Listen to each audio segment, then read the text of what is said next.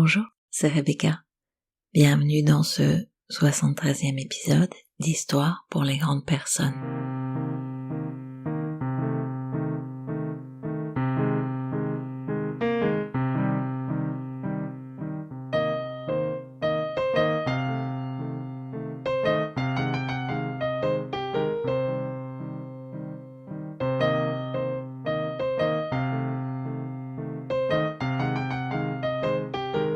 Les émotions que l'on n'exprime pas ne meurent pas.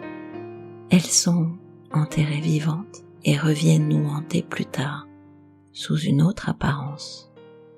Freud. Alors voilà, c'est le dernier épisode de l'année. Et on est à l'approche des fêtes de Noël.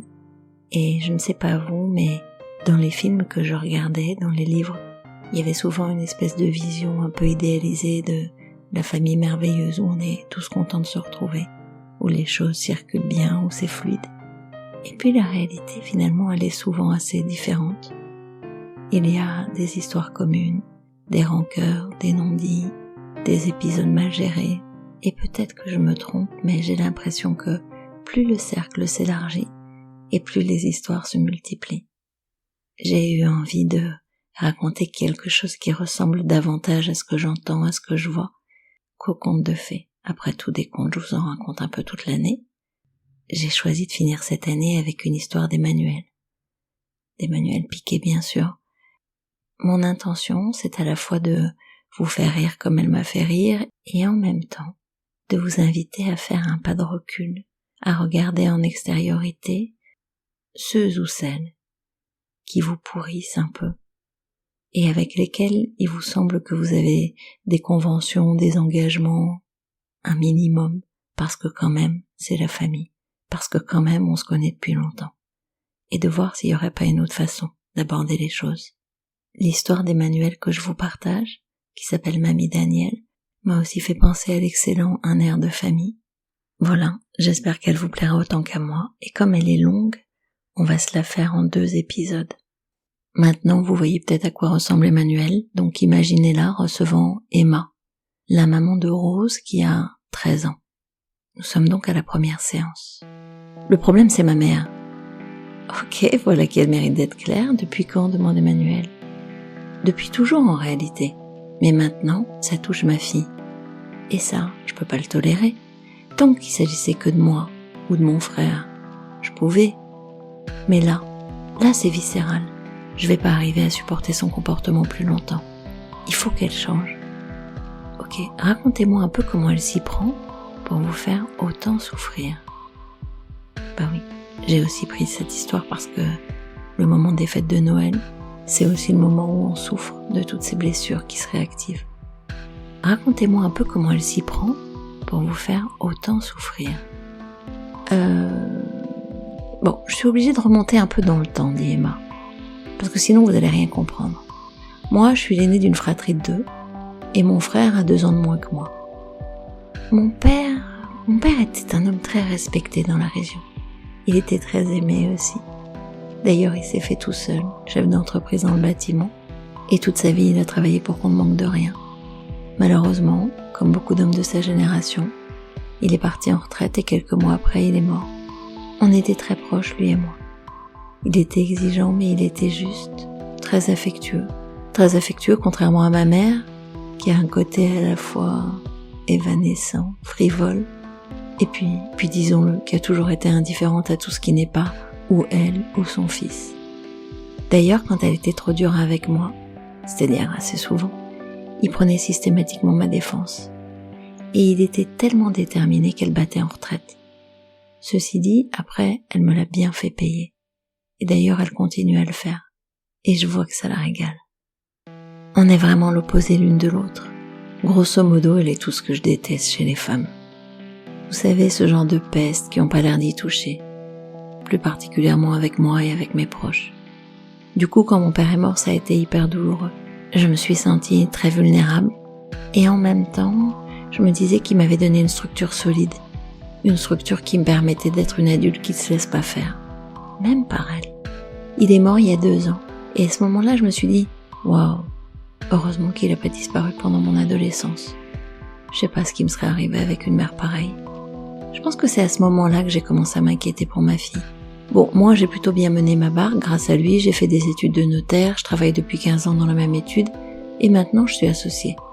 J'ai 2 enfants, Rose 14 ans et Anatole 12 ans. Mon mari c'est Pierre, et mon père aimait beaucoup mon mari. Je vous dépeins un peu tout le tableau, et puis après, je vous explique, mais il y a aussi mon frère. Bon, mon frère il a 36 ans, il dépend depuis toujours de mes parents, aujourd'hui du coup de ma mère, il n'a jamais été autonome, sauf pour venir chercher son chèque tous les mois. Pour ça, il est jamais en retard. C'est un genre de, vous savez, vieil ado sympathique.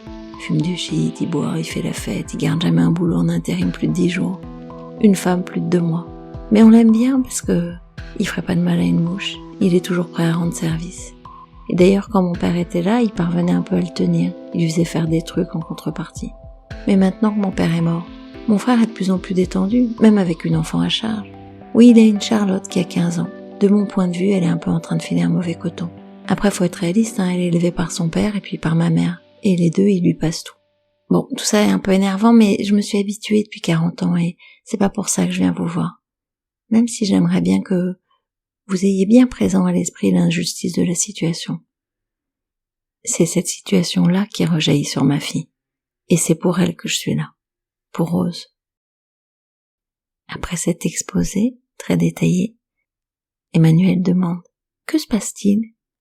Il se passe que ma mère sabote en permanence la confiance de ma fille. Enfin, sa petite fille. Et ça, c'est hyper douloureux pour elle. Et alors pour moi aussi, évidemment. J'ai la sensation qu'avec la mort de mon père depuis 2 ans, c'est comme s'il y avait une forme de transmission du flambeau. Comme si lui m'avait donné la responsabilité de protéger Rose de ma mère. En fait, je vous dis ça parce que c'est vraiment devenu problématique juste après son décès. Avant, il n'y avait pas de triangle, ma mère, Rose ou moi. C'était neutre. Mais depuis qu'il est parti, j'arrive plus à protéger ma fille de sa grand-mère. Du coup, je me sens en double trahison, vis-à-vis de mon père et vis-à-vis de Rose. J'imagine que ça doit agir comme une caisse de résonance, dit Emmanuel. Et là, c'est comme si les ondes venaient heurter vos blessures anciennes. Anciennes, mais pas totalement cicatrisées, c'est ça? Ouais, c'est ça, même si ce qu'elle peut me dire ou me faire à moi, c'est plus douloureux depuis longtemps. C'est plutôt comme si on était des poupées russes, enfermées toutes les deux à l'intérieur de ma mère, et que je n'arrivais pas à protéger Rose de sa méchanceté. Même si j'essaie de le garder que pour moi. Waouh, quelle magnifique métaphore, dit Emmanuel. Je ressens parfaitement la souffrance que ça doit être. Vous pourriez me raconter précisément, pour que je comprenne, 2 ou 3 moments où ça s'est produit dernièrement. Ce week-end, c'était dimanche midi, on était chez ma mère, chez qui ma nièce dort très souvent. On allait commencer à déjeuner, mais on attendait Charlotte. Charlotte, elle a toujours un peu de mal à se lever avant 13h. Quand elle est apparue, je vous décris crop top, mini short, mal ou pas démaquillée la veille, elle avait l'air de très mauvaise humeur. Et la première chose que ma mère a dit, c'est « Waouh, mais tu es tellement belle, chérie! Un vrai soleil! Même au réveil, tu dois en faire des jalouses au collège. » Et là, elle a regardé Rose. Rose l'a pas vue, parce qu'elle contemplait sa cousine avec adoration, comme d'habitude. Et moi, je bouillonnais. Charlotte a dit « Mamie, tu saoules, arrête !» Ça m'a un peu calmée, mais pas vraiment. Et ma mère a dit « Et modeste avec ça, ma petite beauté !» Emma s'agite sur son siège, visiblement très très agacée. D'abord, valoriser cette pauvre fille sur son physique, génial, très bonne idée. Vraiment, je pense que ça va l'aider à se développer pour avoir un métier bien sympa. Deuxième point, regardez Rose au moment où elle dit ça. Je vous donne le sous-titre, même s'il est parfaitement clair. Toi aussi t'es jalouse, Rose? Vu que t'es quand même super moche.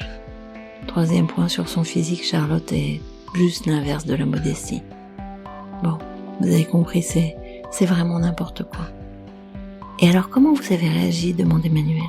Je n'ai rien dit parce que Rose n'avait pas vu. J'en ai parlé à mon mari le soir. Il m'a dit comme d'habitude que j'exagérais, que lui il n'avait pas vu qu'elle regardait Rose à ce moment-là. Il m'a dit « T'es sûre, Emma ?» C'est sa question, pratiquement à chaque débriefing du genre. C'est comme si j'avais des hallucinations. Ça aussi, c'est un problème. Pierre est complètement aveugle en ce qui concerne la méchanceté en général. C'est comme s'il l'apercevait jamais, chez personne. Raison de plus chez ma mère qui passe son temps à faire croire à tout le monde que c'est une sainte. c'est de l'aveuglement. Ok, j'ai compris, dit Emmanuel, mais est-ce que c'est le seul incident du déjeuner? Vous plaisantez, il y en a eu au moins 3 autres. Et d'ailleurs, le déjeuner s'est hyper mal terminé. De toute façon, chaque réunion familiale, c'est de pire en pire. C'est pour ça que je me suis dit qu'il fallait que je fasse quelque chose. Bon, je vous écoute me raconter la fin du dernier déjeuner dominical, et comme ça, je pense que je pourrais bien comprendre tout ce qui se joue, et comment ça se joue. Ouais, alors juste après, j'ai abordé le sujet du brevet avec Charlotte, parce qu'elle le passe dans 2 mois, et ma mère s'est exclamée « Mais laisse-la un peu tranquille, tout le monde peut pas être un rat de bibliothèque comme toute votre famille, ma chérie. » J'ai répondu « Si tu évitais les ma chérie quand tu es odieuse, ce serait tellement plus cohérent. » Elle a souri. « Odieuse, comme tu y vas. Tu vires parano, ma chérie. Rat de bibliothèque, c'est affectueux dans ma bouche. Faut arrêter de prendre mal tout ce que je dis. » Bon, vous voyez un peu le truc. Elle vous explique quand même que « rat » c'est un terme affectueux. Et contrairement à leur cousine, mes enfants sont très sérieux, très scolaires.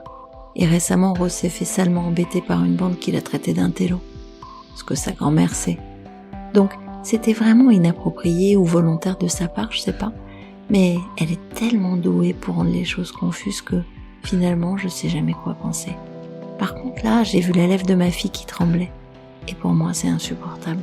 J'ai pété un plomb. Et j'ai dit, les rats de bibliothèque t'emmerdent, en fait.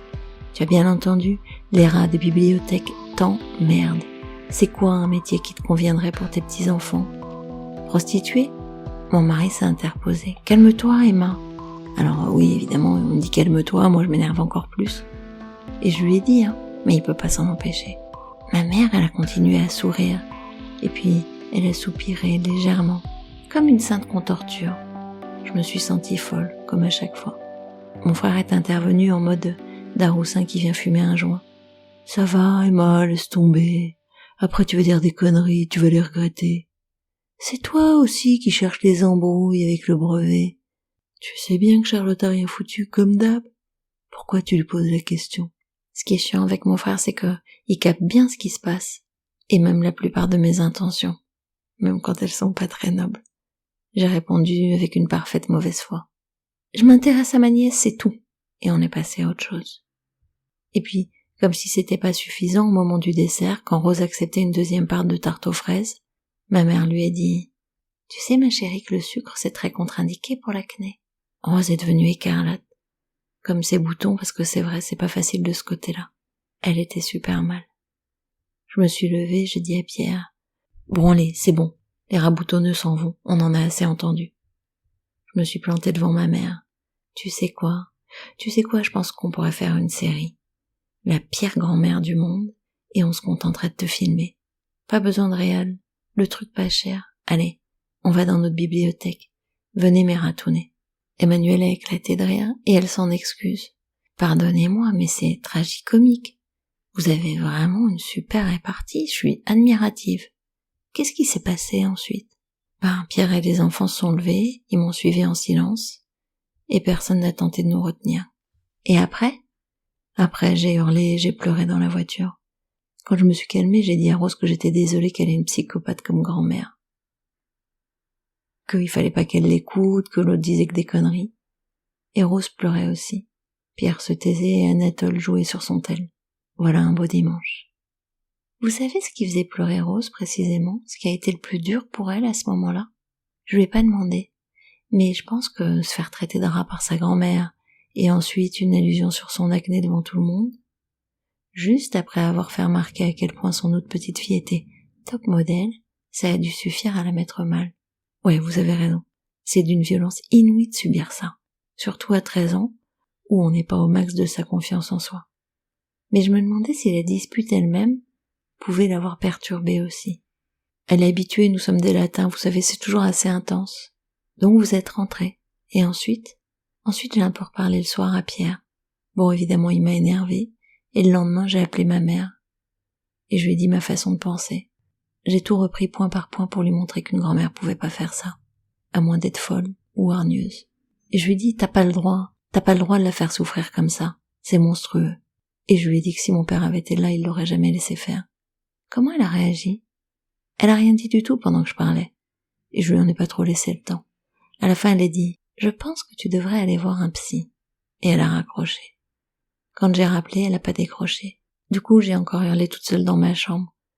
Je disais des horreurs à son propos. Je me disais que j'aimerais qu'elle meure de façon douloureuse, brutale, et que ce soit moi qui l'y ai emmenée. Puis voilà. Ah, et bravo. Vous gérez bien votre colère, c'est bien de l'accueillir. C'est mieux d'être seul, en effet, au moment où vous le faites. Mais le mouvement général, il est bon. Pardon de vous poser ces questions, mais ce genre de coup de fil, c'est fréquent? Oui, après chaque repas en famille, c'est-à-dire environ 2 par mois. L'an dernier, c'était cosmique aussi. Rose avait eu 18 de moyenne générale pour son trimestre, félicitations du conseil de classe.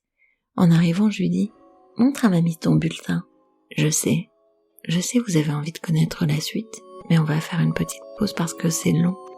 Et on reprend dans l'épisode suivant, exactement là où on s'est arrêté. À tout de suite.